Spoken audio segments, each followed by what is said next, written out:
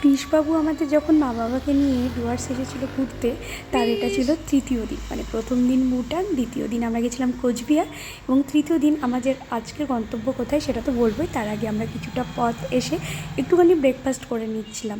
তো এখানে কৃষের জন্য বাড়ি থেকে ম্যাগি করে আনা হয়েছিল, সেটাই খাচ্ছিলো। আর আমি আর শিল্পা খেয়ে নিয়েছিলাম ডিম টোস্ট। ওদিকে রাজু আর শুভদীপ চা খেয়েছিল। মধ্যেখানে ট্রেনও দেখিয়ে দিয়েছিলাম কৃষকে। তারপরে এরকম একটা সুন্দর নদী দেখে এখানে আমরা দাঁড়িয়েছিলাম বেশ অনেকক্ষণ। এই জায়গাটায় দেখো, আমাদের কৃষবাবু কিন্তু ফল পেয়ে গেছে, সেগুলো বসে বসে তুলছিল এবং আমি ওকে জিজ্ঞাসা করছিলাম তুমি কী করছো। তো আমাকে বলছে এই ফলগুলো তুলে আমি বিরিয়ানি বানাবো তোমাদের জন্য আর তোমরা সবাই খাবে। তো এখানে বেশ অনেকটা সময় কাটিয়ে অনেক ফটো এবং ভিডিও করে আবার আমাদের গন্তব্যের দিকে চললাম।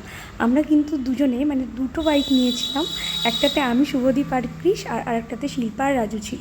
আজকে আমাদের গন্তব্য হচ্ছে গরুবাথান হয়ে লাভা রোড। আর রাজুর এটা ফার্স্ট পাহাড়ে ড্রাইভ করা, তাই জন্য আর একেবারে লাভার উপরটায় আমরা যাইনি। গরুবাথান হয়ে যে লাভা রোডটা শুরু হচ্ছে সেই পর্যন্তই গেছিলাম। এই রাস্তাটা এতটাই সুন্দর, যে আসবে প্রথমবার তার তো ভালো লাগবেই। ঘুরে ফিরে ফেরার সময় কিন্তু আমরা খেয়ে নিয়েছিলাম মোমো।